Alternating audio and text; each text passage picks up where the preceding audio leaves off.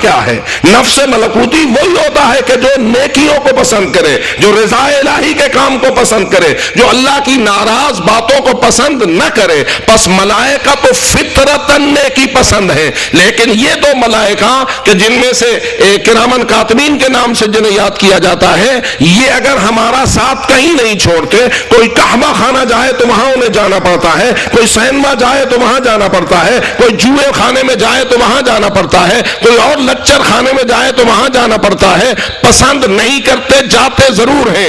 ایک دن آئے گا رب کریم کی بارگاہ میں وہ لوگ فریاد کریں گے اور کہیں گے اے اللہ اس سے پوچھ تو صحیح ہے ہمیں کہاں کہاں لیے پھرا۔ اور فرمائیے ملائکہ جس کے خلاف گواہی دیں گے اس کی نجات آسانی سے ہو جائے گی۔ بہت سارے لوگ کرامن کاتبین کا نام تو لیتے ہیں، لیکن کرامن کاتبین کے جو نتائج و ثمرات ہم پر مرتب ہونے والے ہیں ان کی طرف غور نہیں کرتے۔ اور کتنا کریم ہے وہ اللہ جو کہتا ہے تو نے اگر 60 سال بھی برائیاں کی ہیں اور تیری زندگی اس میں غرق ہو گئی ہے، اگر 60 سال بعد بھی تو معافی کے لیے اور توبہ کے لیے میرے درگاہ میں آ جائے تو میں ساری زندگی کو پاک لکھ دوں گا۔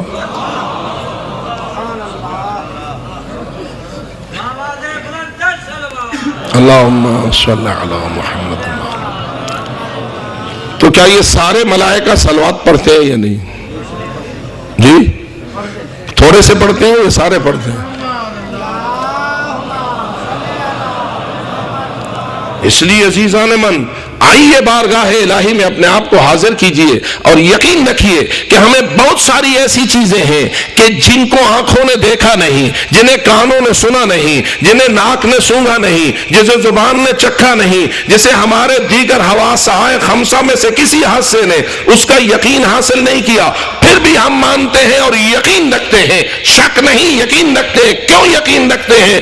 کہ اس نے فرما دیا ہے جس کی زبان آنکھوں سے زیادہ سچ بیان کرتی ہے، اس نے فرما دیا ہے جس کا قول غیر مشکوک ہوتا ہے، زبان صادق۔ یاد رکھ اشہد ان محمد الرسول اللہ صلی اللہ علیہ وآلہ وسلم کا کلمہ معمولی نہیں ہے، یہ فقط ایک لفظ نہیں ہے۔ جن کی زبان پہ ہو اور دل میں نہ ہو وہ مسلم ہوتا ہے، جن کے دلوں میں راسخ ہو گئے یقین کی نور کو پیدا کرے وہ مومن ہوتا ہے۔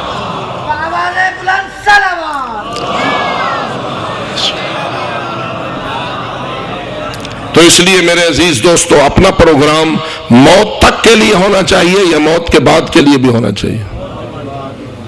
زیادہ موت تک کے لیے ہونا چاہیے یا موت کے بعد کے لیے؟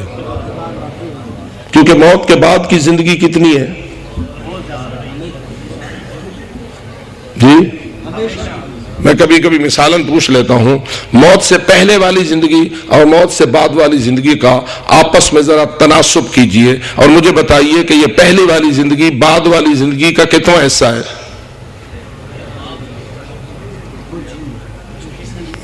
کچھ تو سوچئے۔ کسی نے کہا تھا یہ ایک قطرہ ہے اور بعد والی زندگی سمندر ہے۔ کیا اس کا یہ حساب، اس کا یہ جواب 100% درست ہے؟ آپ اس کو 100 نمبر دے دیں گے یا نہیں؟ مشتاق شاہ صاحب تو دینے کے لیے تیار نہیں ہے، باقی حضرات بڑے کریم ہوں شاید دے دیں، لیکن حق یہ ہے کہ نہیں ملیں گے۔ کیوں؟ اس لیے کہ سمندر بے شک بہت بڑی قطروں والی جگہ ہے لیکن پھر بھی محدود ہے۔ فرمائیے سمندر محدود ہوتا ہے یا لا محدود؟ آپ کیسے کہتے ہیں؟ یہی تو میرا سوال ہوتا ہے تاکہ آپ سوچیں کہ اگر وہ لامحدود ہوتا ہے تو زمین محدود ہے یا غیر محدود؟ یہ ہماری زمین جس میں ہم بستے ہیں یہ محدود ہے یا لامحدود؟ محدود ہے۔ جب زمین محدود ہے تو زمین کے اندر والا سمندر کیسے لامحدود ہے؟ بابا محدود کے اندر لامحدود نہیں آ سکتا، محدود کے اندر لامحدود نہیں آ سکتا. بس زمین بیچاری تو کہتے ہیں سورج سے بھی چھوٹی ہے, مریخ سے بھی چھوٹی ہے, فلاں سے بھی چھوٹی ہے, کہکشائیں ہیں, ہزار ہاں سیارے ہیں, ہزار ہاں ستارے ہیں, کائنات بڑھ رہی ہے اور وہ بڑھی رہی ہے اور وہ بڑھی رہی ہے. تو یہ بیچاری تو اس کے مقابلے میں جب آتی ہے تو ایک نقطے کی حیثیت سمجھی جاتی ہے. اور غور کر, اگر زمین خود ایک چھوٹی سی چیز ہے تو اس کے اندر جو سمندر ہے وہ کیسے بڑا ہو جائے گا. بس سمندر کے قطرے تو نہیں جانتا ہے محدود. ہاں, جس نے سمندر کو پیدا کیا ہے وہ اس کے قطروں کی تعداد کو جانتا ہے یا نہیں؟ وہ تو جانتا ہے, محدود ہے تو وہ جانتا ہے. اور وہ بھی جانتے ہیں جو اس سے علم لیتے ہیں.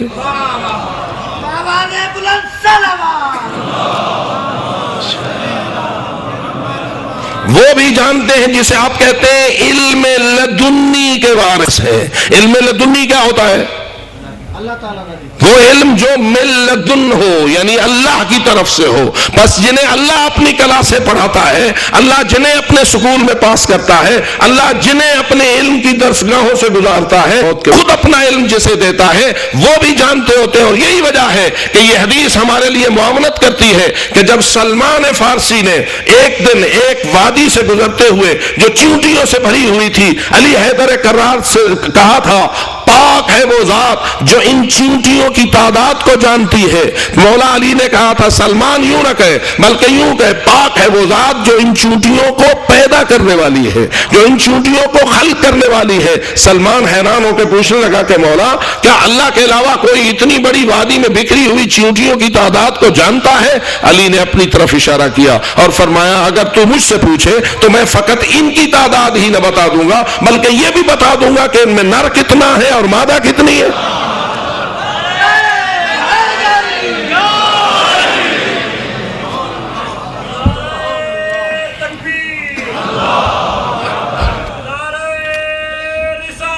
یا رسول اللہ, یا علی اللہم صلی علی محمد وعلی محمد.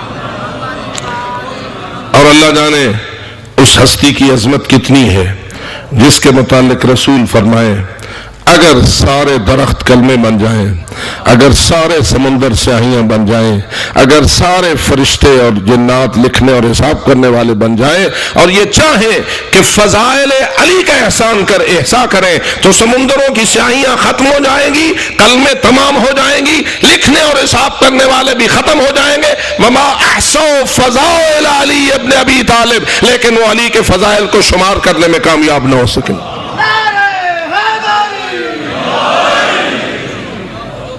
بس وہ ہستیاں جانتی ہیں, لیکن سوال یہ ہے کہ ہم نے کتنا عرصہ زندہ رہنا ہے. موت سے پہلے والا موت سے بعد والے حصے کے مقابلے میں کتنا ہے. تو زائد سے زائد جو لفظ کچھ مناسبت رکھتا ہے وہ یہ